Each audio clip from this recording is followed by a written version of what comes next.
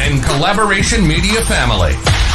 Adjust your viewing device. Turn the volume up high so the neighbors can get this fire. Tell a friend to tell a friend. It's time for the show. Authentic, inspiring, changing the culture, and normalizing kindness. The revolution is now. With your neighborhood counterculturist, it's the Counterculture Show. Please welcome. With your host, Al the Great. What's up, good people?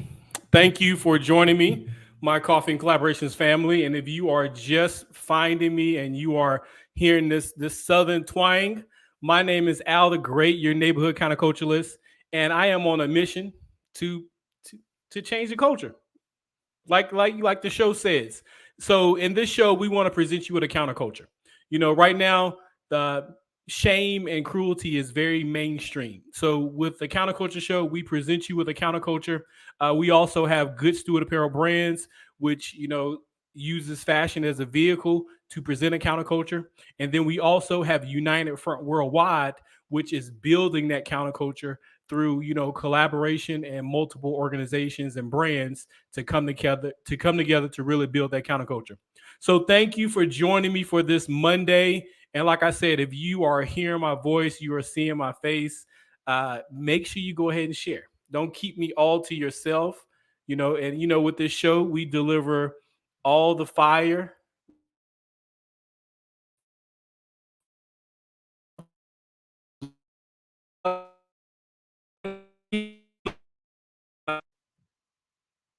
So thank you all for joining me. I hope you have had a good Juneteenth and Father's Day. You know, happy Father's Day to all the fathers out there. That brought about the idea for this show, because I really wanted to definitely talk about fatherhood. You know, because it is something near and dear to my heart. I have 4 kids, so I got to enjoy, you know, time with most of my kids. One is out of town and one is an adult. I know it's hard to believe that I have an adult child. I know. But, you know, I have an adult child, and then the rest of my kids are pretty young. So I got to enjoy, Father's Day. I hope the rest of you got to enjoy Father's Day as well. And also, you know, Juneteenth. You know, I think that is something new that has kind of come about, you know, and is more modern, that a lot more people are celebrating Juneteenth. So I hope you had the opportunity to celebrate both. So I have a special guest, and I'm going to bring him in, and I want you guys to show him some love. I have Mr. Adrian Wright. Hello, sir. How you doing? I'm phenomenal, man. Yourself? Good. I appreciate you joining me. Anytime, bro. Anytime. We're family for life, man. Family for life. I love it. Yeah. So I'm going to give Adrian the opportunity to talk about himself. But one of the things I really wanted to have Adrian on is because Adrian has been in the fatherhood game. You know, this is something that is also passionate, you know, a passion of his, just talking about fatherhood.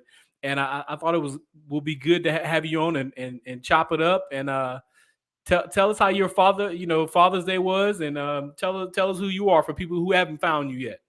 Hey, listen, Al, I have on my Father's Day shirt that I got for Father's Day. Man, listen, I'm showing you how good a father I am. My kids bought me a Nike shirt, and I have on my new Air Force Ones right now from Father's Day, man. So listen, I am Adrian Wright. I'm affectionately known as Pastor Adrian, or PA. And so I'm a father, I'm a husband, I am a pastor, I am a leader, a motivationalist. I am a writer. I'm an author. I'm a PhD student right now in divinity. And what I really am is I'm excited about being able to pour into the next generation. And I do that first through my children. Let me tell you something, man. I believe that fatherhood is the greatest thing that I will do in life. It is the greatest thing that I will do in life. because I have an opportunity to mold my DNA into something that is great and even greater than me. And it is also the thing, fatherhood is the thing that is most like God in the earth. We are fathers, man, a replica of God himself as a father. He identifies himself as a father, and then he actually calls us to be fathers, which means that, man, this is not just something I was born into haphazardly. He called me into fatherhood. He ordained me. He shaped me as a father, man. And so I take that calling, I take that position very seriously, and it is the most important thing that I will do in life, to be a father. I love it, man. Adrian came right in with the fire. Came right in. I love it, man. It's the shirt. It's the shirt, bro. But look, one of the things I learned by what you just said about, about what you got for Father's Day. I'm sure. Oh man, you're breaking up. Get any mud pies? He didn't get any. He didn't get sick the next day. His kids try to make some for him, and they 4 and 5 years old. So them days seem to be over with. Oh yeah. Thank God. Thank God. I had to get the cars that were all messed up and crayons and all kind of stuff. I got some nice stuff, man. Listen, I got to show you this one thing too. This card I got it from Daddy. I love it. So it talks about working hard. It talks about giving extra, going the extra mile. And it says, I got all that from my dad. Whenever I see myself doing those things, I got it from my dad. Man, it touched my heart, bro. Touched my heart, man. And look, we didn't even plan this right here. We didn't even plan it. But look, my card is in my office too. Like, I got the sophisticated card. And look, my kids know, my wife know that I am a superhero geek, and it says super dad. Look, they already know. Let's go, man. They already know. And look, we did not plan that. We did. And listen, I'm in a hotel room, bro, in New York, because my daughter is here for a makeup academy. She's getting certified as makeup artist. So I'm not even at home, but they got a little desk in here where I am, and I'm like, let's go. That's all I need is a place to work, and I put my card right there, man. I love it, man. I love it. So let's get it right into this conversation, man. And one of the premises about the show, the Counterculture Show, and I tell people, my daughter asks me what that means. We deliver all the fire without the smoke. And where that idea comes from is God is the consuming fire. Yeah. And that can consume but does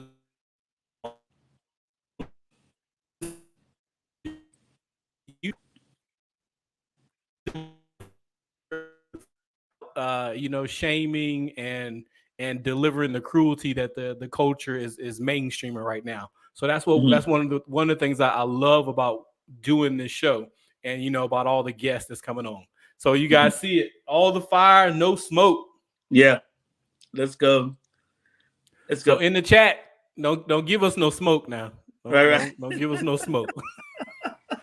Look, you go on social media, they quick to give you that smoke, boy. Hey, listen, man, we can take it. We can take it. Look, but that's one of the and they go straight for the jugular. They ain't never met you a day in your life. They will, you will be talking about, physics. They'll call you fat. Oh, you got titties. It's like they go straight for the jugular. It's okay. It's okay, man. And listen, as long as you can't touch me, I'm good. You can talk about me. As long as you can't touch me. But that's one of the things that it kills me. I'm like, you don't even know this person. I'm like, man. Right. Yeah. Social media is tough, man. I mean, that has changed the game on everything. Yeah, that's changed the game on everything. Really, you got to be more circumspect, man. You got to walk up more righteous with social media because people will cut and paste stuff from somewhere else and blast you real quick, man. Yeah. And so you got to walk up righteous in this day and time, man. Seriously. Yeah. Yeah. And one of the things that used to aggravate me a little bit. I'm gonna get on my soapbox for 2 seconds. Go ahead, man. Go ahead, get on there. So, with Father's Day, and now you have Juneteenth, and it's like, why they gotta make, in our culture, I feel like, Father's Day is definitely not as popular as Mother's Day. And they have proved that.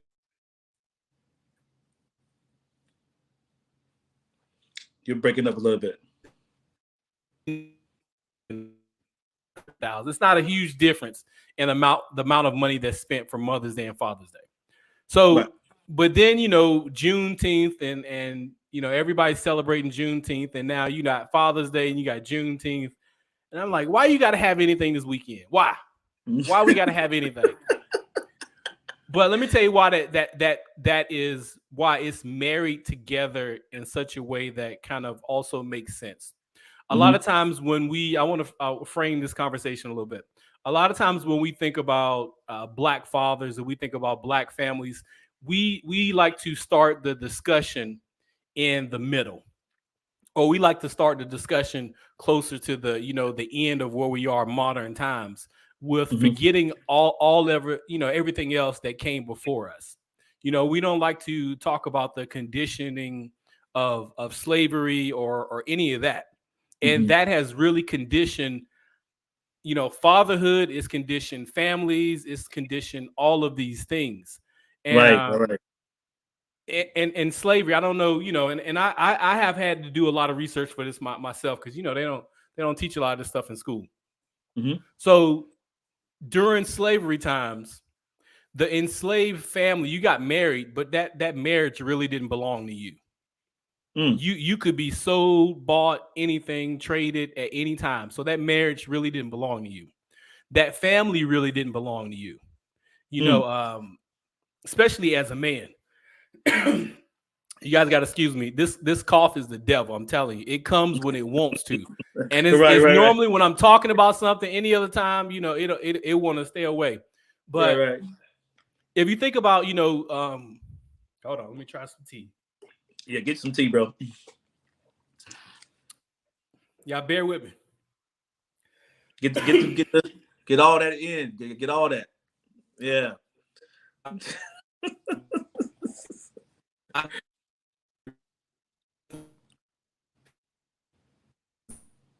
You're breaking up. Sure. Yeah, right.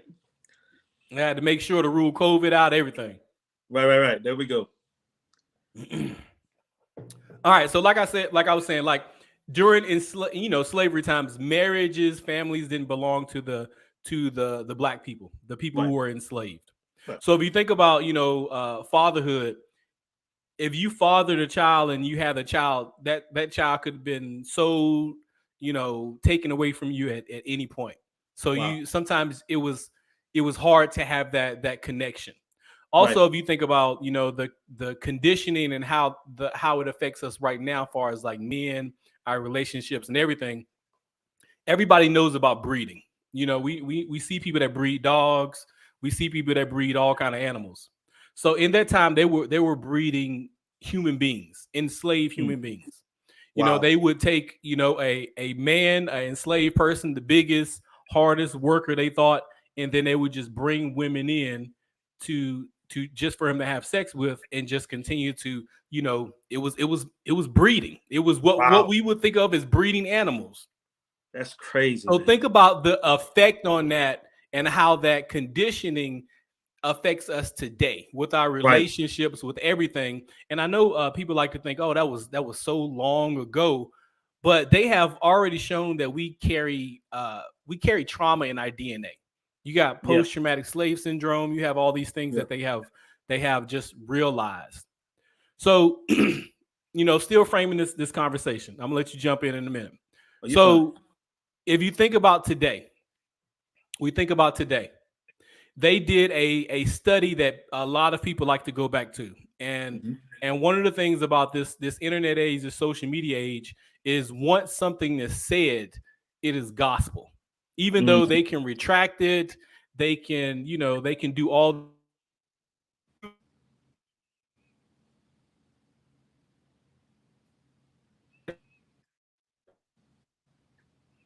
survey or whatever came out, even if it could have been a falsehood. So they did Right. this survey talking about where are all the black fathers, saying that all the black fathers were missing. And then they went back to retract that survey and realized like the black fathers were not missing, just how they looked at fatherhood as man and woman being married. It wasn't the same with black families. You Mm-hmm. had people cohabitating. You had fathers that they lived in separate houses, but they found that the black fathers, were more involved than white and Hispanic and whatever category they did. Like they found out they were more involved in the day to day life, helping with homework, financial support, all these things. Mm-hmm. But I still see on social media that conversation, and that they bring that up. Most people don't have fathers. They're not a lot of black fathers, and Right. one of the things that really is, I grew up without a father. I don't Mm. know about you, Adrian. Did you grow up with a father? I grew up with my father. Yes, in the home and Okay. everything. Yeah. He's still living now. That's awesome. But a Yeah. lot of times, we get in these conversations and we make our perception. My perception is, my reality is I grew up without a father, but that don't mean the most of the other black community grew up without a father. They just Right. probably were not married. So that's one of the things that really is, fatherhood is really near and dear to my heart. And why I want to, really have these conversations and really kind of frame this conversation, because people keep coming back to that. There are no Mm-hmm. black fathers. There are no black fathers. Yeah, we got a lot of people, a lot of black men in jail, a lot of, a lot that's going on, but there's still fathers there. Man, let me All right, tell I'm you gonna let you something. jump in. So let me tell you something, man. Like, I know a lot of fathers who are very much so involved in their children's lives, and I think again we go off perception of the father is not necessarily married or connected to the mother, and that is commonplace, unfortunately, in our community. But even you think about um, globally, like the divorce rate in America. Well, in America, the divorce rate is like 60%, because we are less of a population than our Caucasian population or the white population. Then it looks worse for us.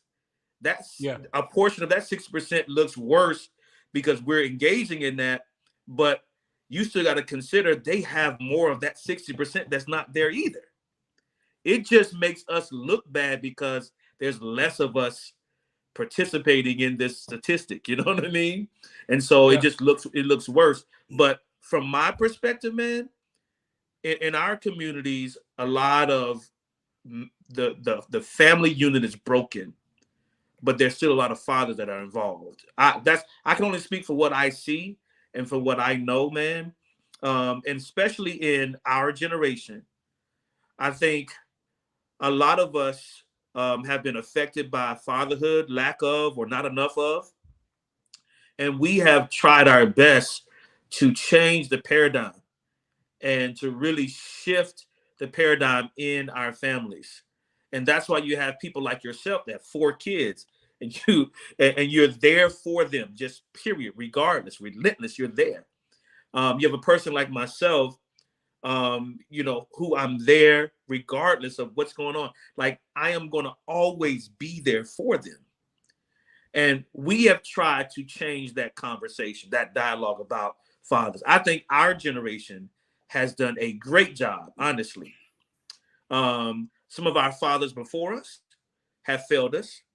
But when we came of age and started having children, I think our generation, what are we, Generation X? What are we, Al? Our generation has done a fair job with trying to change that conversation, that dialogue.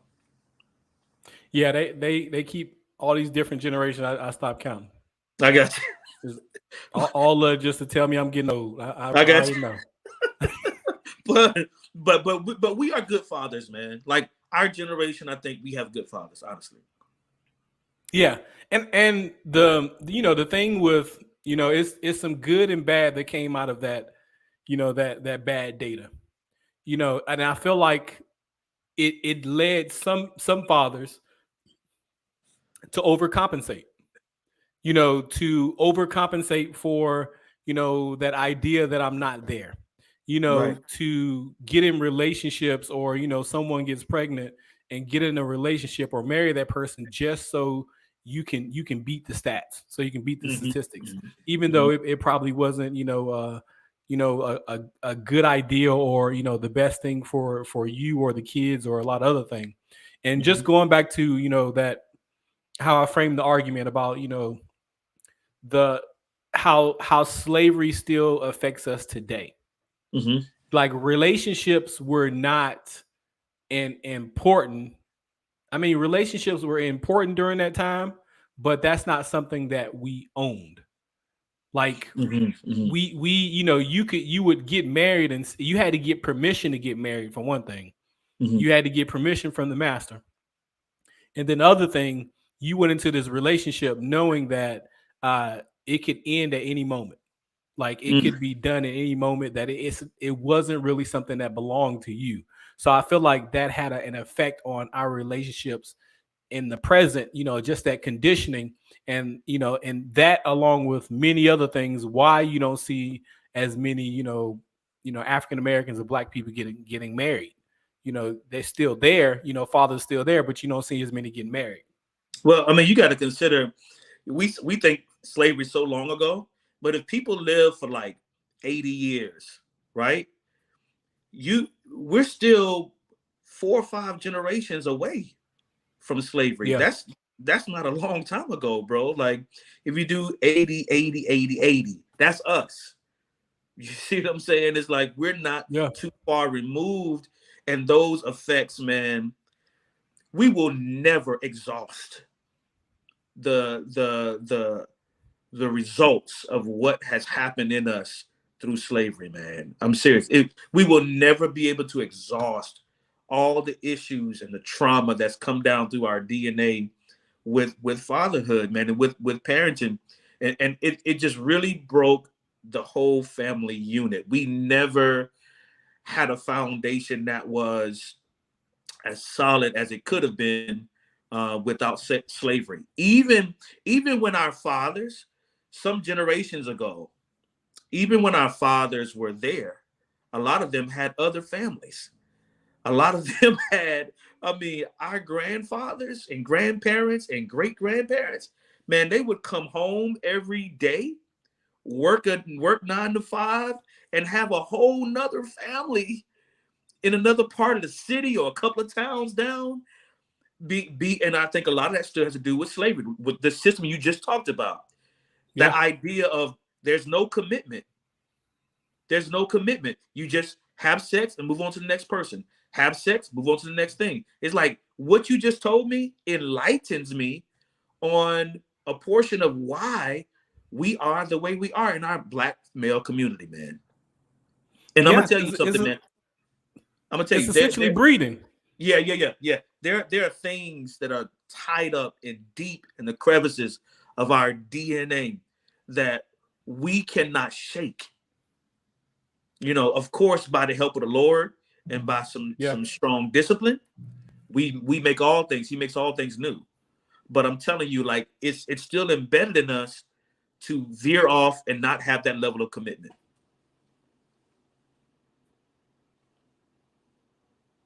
We're not given the space to address it, and we're not addressing it even when we know it. And we have to address it. It's like, Yeah, it's the way I think about, vulnerability. you yeah, know if you have a wall, and we like to think of vulnerability as a bad thing in this culture, I feel like. So if you have a wall that has a few cracks in it, mm-hmm. by you ignoring that those cracks exist, that doesn't mean that the wall won't come falling down. That Right, doesn't mean that right, it's going to make the wall stronger. but I feel like that's the approach that we take. Let's just not talk about it, or let's Well, not learn about it. Let's not address it when you have to. man, you've been a part of some of my men's conversations that I have with men, and man, that is my thing with especially black males. Women get together, right, and they talk about the recipe for life. Like they get together and they talk about, how do you make macaroni? They get it from their grandmother, their friend, somebody talks and tells them how to do it. How do you handle this man? They get it from their friend, grandmother, somebody else. With us, we get together, we talk about sports, we talk about women, we talk about money that we don't have. Like we don't talk about detailed issues of things that will actually make sense, man. It's like we're not even conditioned to have a substantive conversation with one another. And we don't pass that down to our sons. So what we tell our sons is just be a man. Don't cry. Do your best. But we don't give details to our sons. You know why? Because the details were not given to us. Our fathers told us the same thing. They didn't recipes require an ounce of this, 2 ounces of that, 5 ounces of that. And if you put in the wrong stuff, it's going to be a mess, right? So what our fathers give us is just make a cake. Son, you got to know how to make a cake. But okay, I started making cake and I'm putting in 10 pounds of this and 6 ounces of that, and it comes out a mess. And we don't understand the recipe until we get about 35 and realize when you turn 35 as a man, you're like, oh, if I put 2 ounces of that, 6 ounces of that. When if our fathers would have taught us when we were younger, we would have saved a lot of years of not knowing how to make manhood happen, man. Yeah. And that's one of the things I really appreciate, about this generation of fathers and men. Like I think a lot of things are kind of coming out of this generation and where we are, in the culture. And I think it's, some positive and some negatives. So one of the things of, you have this whole fluency of, kind of almost acting like fathers and mothers and men and women are kind of interchangeable. It's just, it's just physical equipment. And I think that causes an issue. Yep.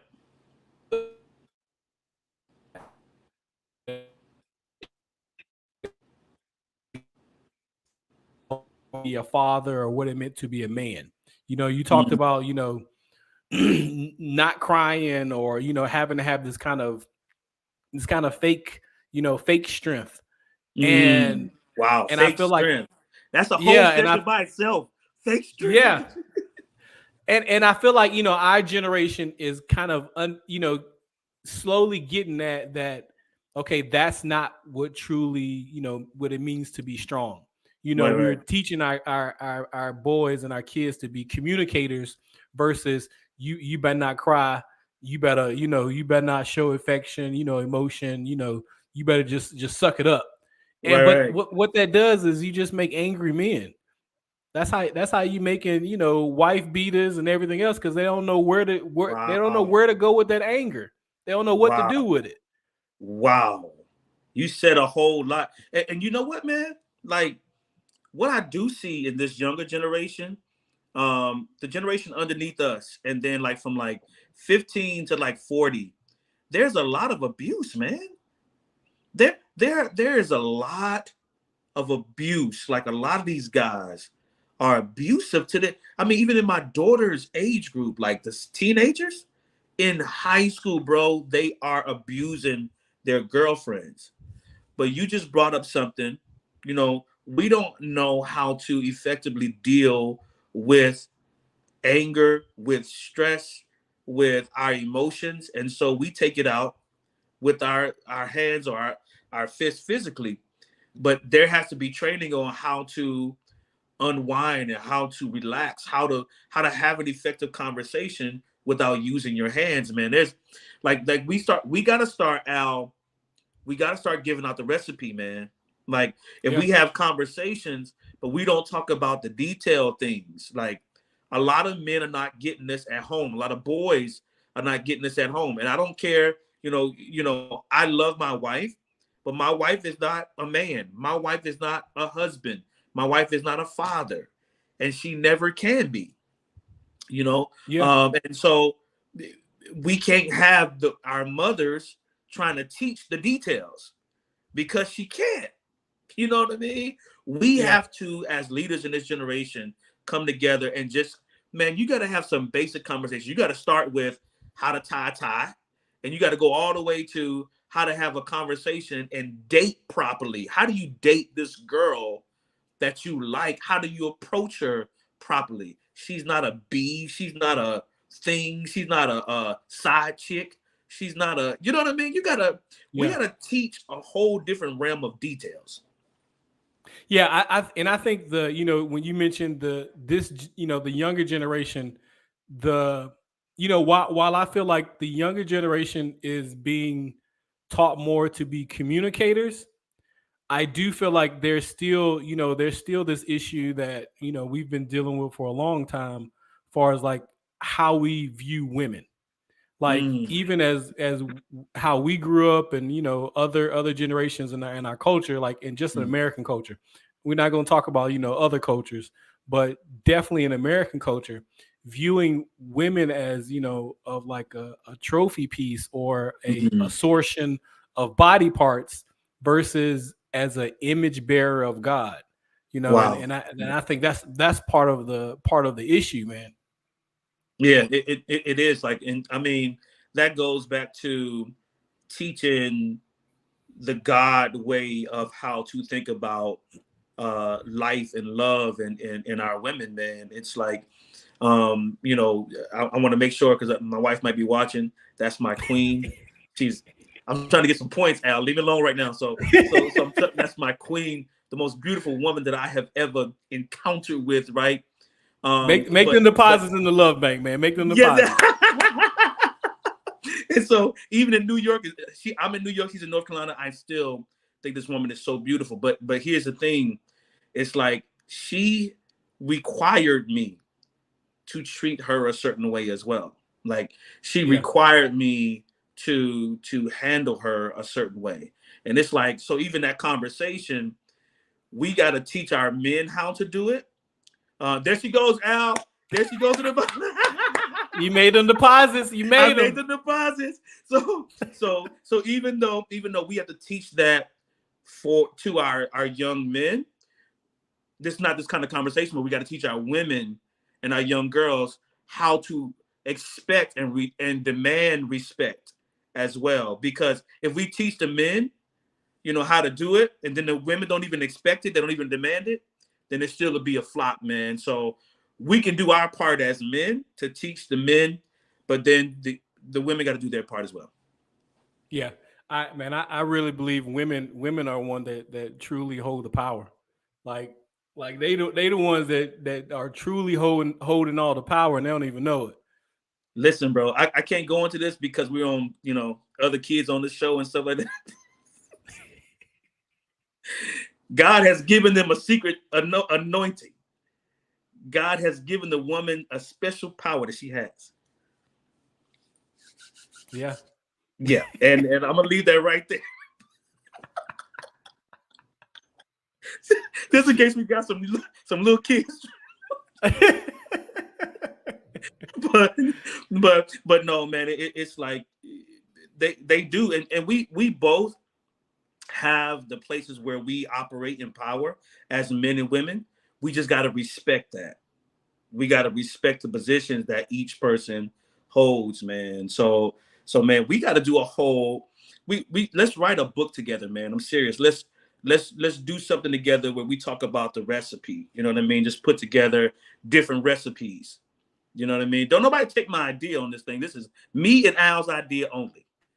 So we do like a recipe book for dudes, man, for the younger generation. We need a lot, man. You got women's empowerment, but you don't have like the men aren't always having those deep conversations like me and you, like you talked about earlier. They're not like we talking about sports and talking about other stuff because we're taught, we're conditioned not to have those deep conversations, like to have those first those surface level conversations or Surface. to gather.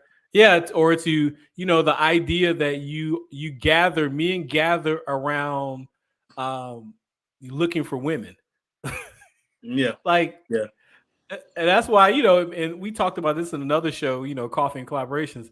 Like, that's why it's when men get married, they have to do that switch, because so much of your value is around women wanting you, and now you have this one woman that's supposed to want you forever, and then you gotta do that mind switch.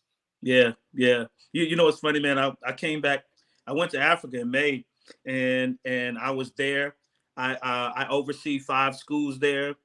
I help out with some of the churches that we have there with the organization that I'm a part of, and man, we did a lot of work over there. I mean, it very impactful. I got a chance to meet with some of the officials there, and got a chance to impact hundreds of kids' lives while we were there. Fed them, gave out school supplies. I preached while I was over there, and I got to the barbershop. When I got back, they knew I was there, and the first thing they asked me was, "You see any pretty girls over there in Sierra Leone? Were there any pretty girls in Africa?" I'm sitting there saying, man, I done poured out my heart, I done preached, I done gave life to people over here. And the first question I got to the barbershop was, did they have any pretty girls over in Africa? That's all they worry about. That's all they was worried about, bro. And we don't like even.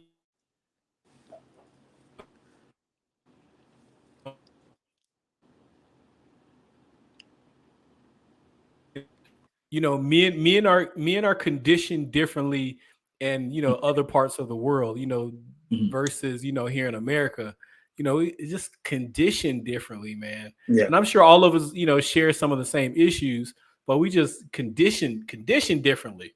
Yeah. It is. Have you been out the country, man? You got to see how we operate in different places, man. Like, but you know what I've noticed though? And I've traveled a little bit. Human nature is the same everywhere you go. Seriously. Yeah. Everybody wants to be successful. Every man, well, most men want to have a successful family. They want to take care of their kids. And their issues within marriages everywhere you go. You know what I mean? Like you love somebody, but you have different variety of issues with that person everywhere you go. You know what I mean? But most people want to have a love relationship. They want to love their children, and they want to be successful. Those things are common everywhere you go. Yeah. Yeah, everywhere you go. And that is one of the reasons for this whole counterculture movement, man. People, the culture does a great job of selling division and selling that everybody's so different. Like, all of us are unique. We have different backgrounds, but we do have like you said, a shared experience as humans, as fathers. We have a shared experience, but it does such a great job of telling us that, we don't want the same, or this person is so different, to make you look down on that person. Like you said, everybody wants to feel safe. Everybody, doesn't want any harm done to their family. They want to be able to provide for their family. Like, these are like shared human experiences. And that brings me to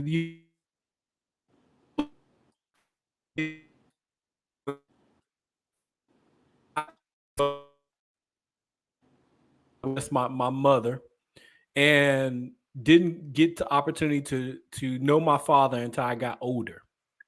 But I know there's a lot of mothers out there that are single parents. I was a single parent for a long time as a father, but we get this idea that, and I don't see it so much as, I don't see on Mother's Day they somebody telling a father Happy Mother's Day, but you see it when it's the opposite. And I was at a senior center. I was working, and the lady was like, to all the the fathers, Happy Father's Day, and to all the other fathers out there, talking about the mothers. I'm like, why we just can't have like you can be just one and just be celebrated. Like, it don't have to be both. Like, and just this idea that we are we are just interchangeable, like, like some type of tool, like, just a socket wrench. You just put a different extension on it. But that's, I think that is one of the failings of this culture, and how do you feel about that? Man, we got to stop that. We got to stop that because we're teaching the wrong perspective to this generation. Like, listen, you will just be, if you're a single mom, you be the world's greatest mother. You're going to be the world's greatest mother, man. You're going to be the great mother for that child or those children. But you'll never be a father. And you should never even try to be a father. Just be a good mother. And God knows for the fathers, just be a good father. If the child is not there, the mother is not there for the child, then just be the world's greatest dad. But there's no way for you to say that you're going to be their mother. You know what I mean? Like, we have to, I believe in roles only because I believe God believes in roles. I only think that we should set up what God set up. Anything other than what God has already said about something is in error. To me, it's erroneous. It is false, and it is man-made. And so we have to stop implementing man-made ideals and concepts to something that was God created. It's like you cannot make the iPhone what it is, because Apple tells you what it is, and it only functions according to what Apple says it is. You know what I mean? Like, you can't say, I'm gonna make this a couch. I'm gonna make my iPhone now, I'm gonna make it a refrigerator. No, you can't. Just because you call it that and you say different things about it, it is only built for what the manufacturer made it to be. And the same thing for us as male, female, for humans, for humanity, for fathers, for mothers. We only can operate in the thing that God has designed for us to be. Everything else is false.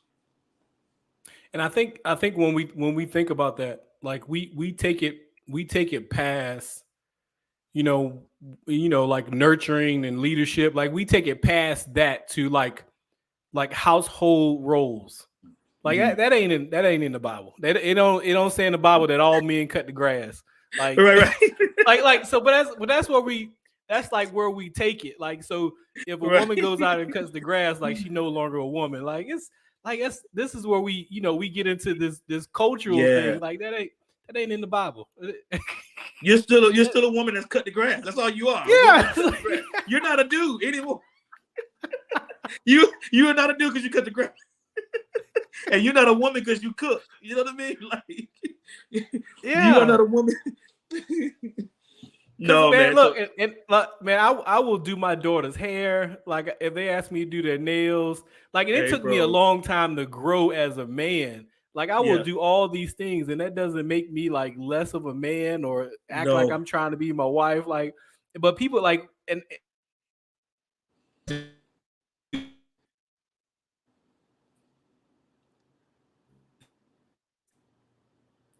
feminine because you do these things. And I think before, man, I'll tell you, I got an example. I like putting these stories together. I had my daughter. I think it was my daughter, my oldest daughter. I was getting the oil change, and I was in the bathroom. This was in the time where this was the time before they had the changing tables in the men's bathroom. Okay. So I have my daughter. I'm trying to change my daughter in the bathroom. I have her on the sink, and I have every paper towel, everything on the sink, cleaned it off, everything. Trying to change her diaper. And in those days, when you packed the diaper bag, it had like a mat that came with it. So I had the mat down there after I had cleaned it, everything. So this guy walks in, and he asked me, and I'll never forget it. He asked me, "Oh, you being Mr. Mom today?" I'm like, "No, dude, I'm being a dad." Like, what do you mean? Like, dads don't change diapers? Dads don't change diapers. Like, what are we talking about? Like, what are we talking about? Right. Like, if I wasn't with my daughter, it made me upset, man. I'm like, like, or when people you would ask you, like, "Oh, you babysitting?" No, I ain't babysitting. These my kids. These my kids. How you babysit your own kids? Right. Hey, bro, it's a bad conversations out here, bro. Like, it's the mentality is off, bro. Like, and that's what I'm saying. It's like, so we're of that level of the super duper dads. Like, there's a whole different level of super duper dads, right? But that ain't normal, man. It's what I realize is that there are levels to everything, and some people actually have a gifting for fatherhood. And when you have a gifting for that, man, it's like what other people struggle with, you do it naturally. So and then you also have to know that, wherever your gifting is, that's where your wealth is. So you could be a millionaire dad and not have $1 million in the bank, but you're still a millionaire dad, because that's where your gifting is. You're strong in like fatherhood, man. And so everybody doesn't have that, but yeah, it's just being a father, man. It's just we got to normalize what is so taboo in our society. Like, it should be normal for dads to change diapers. It should be normal for dads to jump in and do hair. My thing is, especially when you have a wife and you're in partnership with her, this is a partnership, man. Like, my wife works, so I can't expect her to do everything and all these things, and I do this role, you do that role, and that's it. No, listen. You gotta get in where you fit in. We jumping in, a pamper gotta be done. I'm jumping in. Whoever's closest. Yeah. Who's closest to it? Yeah. And that brings me, back to the other thing about this, and we touched on that a little bit before we end the show. So we touched on it a little bit about like fathers being viewed as almost like the weaker parent. Like, you see all these commercials and you see, it comes time for the father to change the diaper, and it's just like he just looks like a buffoon. And and you see, women don't even get enough time off. And here in America, when they have a baby, fathers get the even least amount of time to be able to, be with the kids, and also help their wives and the mothers recover, like after having a baby. And that's the other thing, man. It's like it's just crazy. Like, it is really crazy. Like, I don't know how exactly it's been look, I ain't had no more babies in a long time. Yeah, I got you.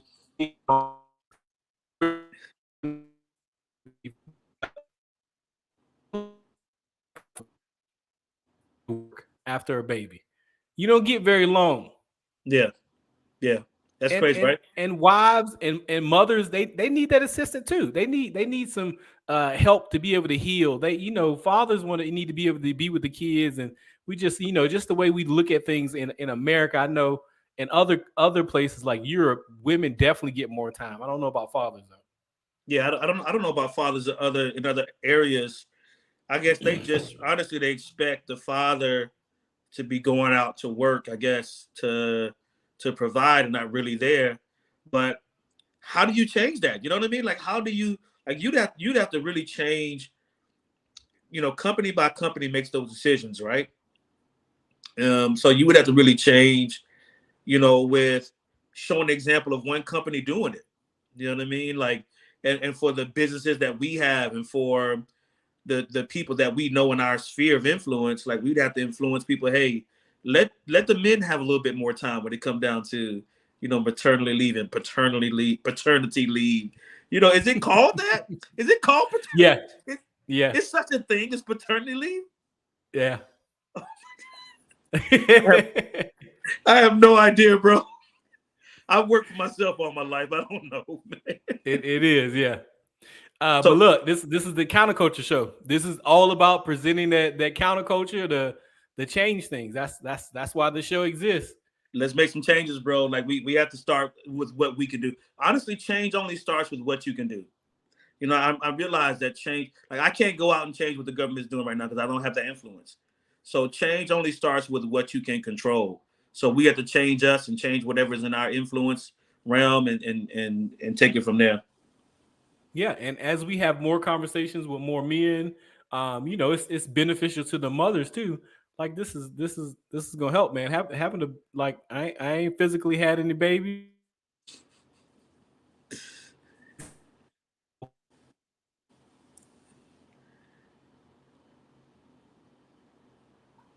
It's a lot. It's a lot to go Yeah. through, especially if it's just the vaginal thing. So having some more help, having your husband or your partner there, yeah, why not? Yeah. I was there for my two girls. For my two girls. Wouldn't be Definitely, man. nowhere else. Yeah, but wouldn't be anywhere else. Yeah. And I'm still there Well, I now. appreciate you having this conversation with me, man. Tell people how they can get in touch with you. Oh man, I'm on Facebook. That's the main thing. Instagram, my Instagram got hacked, man. So y'all don't look at that page. I gotta create something.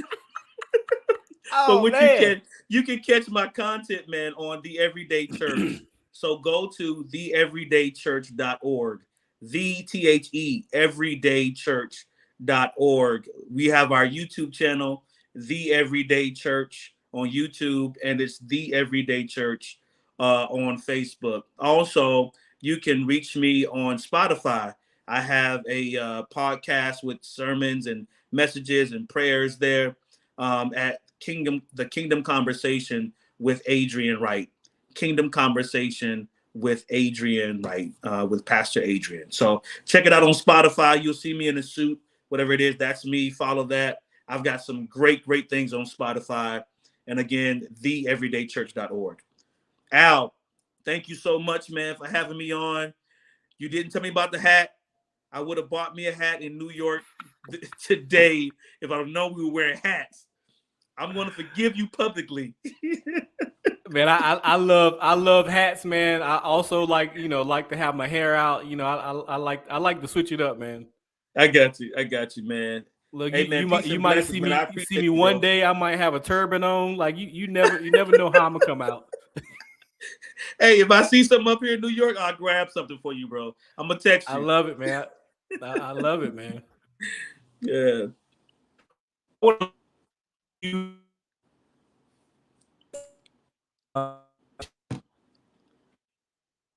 About this conversation, let us know how you celebrated fatherhood, and we want to hear your thoughts. So thank you again for joining me.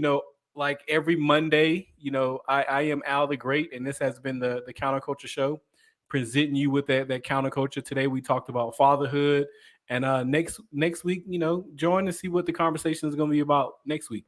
So I want to leave you with this. I want you to understand, this is in our culture. It is important that you know that you are great, because I think you're great.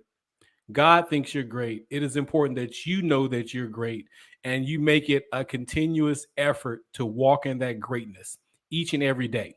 Whether the culture, is accepting of whatever package you were created in, make sure that you understand that God is the manufacturer of greatness. He creates greatness 365, 24/7, like all the time. So you are nothing less than great. It is just important that you learn to walk in that greatness. So I will see you next Monday, and thank you for joining us for the Counterculture Show. This has been a Coffee and Collaborations Media production.